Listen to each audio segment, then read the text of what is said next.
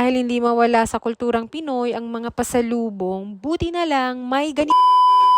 Hola amiga-amiga, for today's vlog ay kasama nga natin si Ma'am-in-law. Nung pag-book nga ni Habi ng flight pabalik namin sa Australia ay hindi niya alam si Mama ay same day pala ang punta ng Australia. Parehang araw kaming dumating ng Australia pero magkaiba yung flight namin, domestic to international. Dahil magkaiba kami ng airlines, nauna nga kaming dumating ni Habi dito at si Mama inantay na lang namin para sabay na kami umuwi ng bahay. Less than 3 weeks nga lang ang stay ni Ma'am dito dahil hindi niya pwedeng iwan yung mga naiwan niya sa Pilipinas ng matagal. Wala rin namang ikabahala dahil na-grant na nga yung 10 years visa ni Ma'am or tinatawag na frequent flyer tourist visa o kaya subclass 600. Sa visa nga na ito ay meron silang rules na dapat sundin. You cannot stay for more than 12 months at dapat mo ring sundin ang stay limit nila na you can only stay within 3 months per entry. Ang kinagandahan lang din dito sa Australia mga amiga, marami ring mga ticket na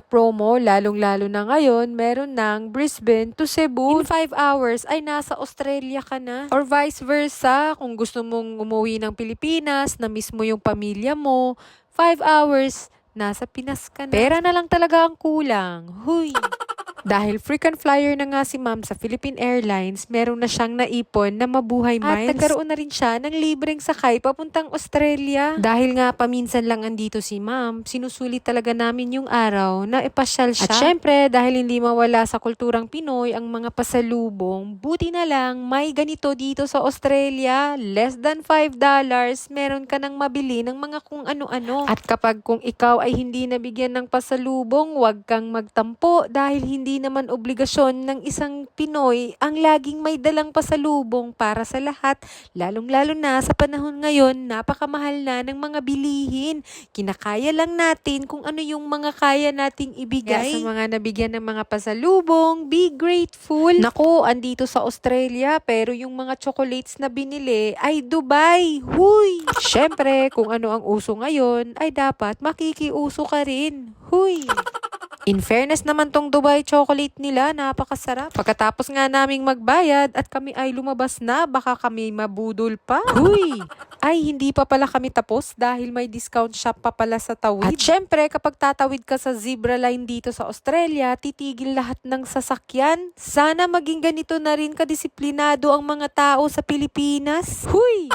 At sana matutunan yung respetuhin ang mga tumatawid sa zebra line. Huy!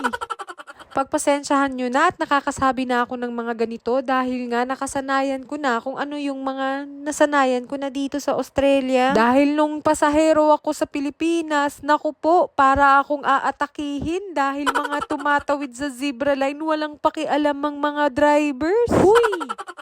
O kaya mag-slow down man lang kayo dahil malaking tulong na rin yan sa community. Huy! Good Samaritan yarn. Huy! Umabot ka na ba sa kakapanood ng vlog ko hanggang dito? Nako, maraming salamat po sa suporta and don't forget to follow for more vlogs. Thank you for watching. Till next time. Bye!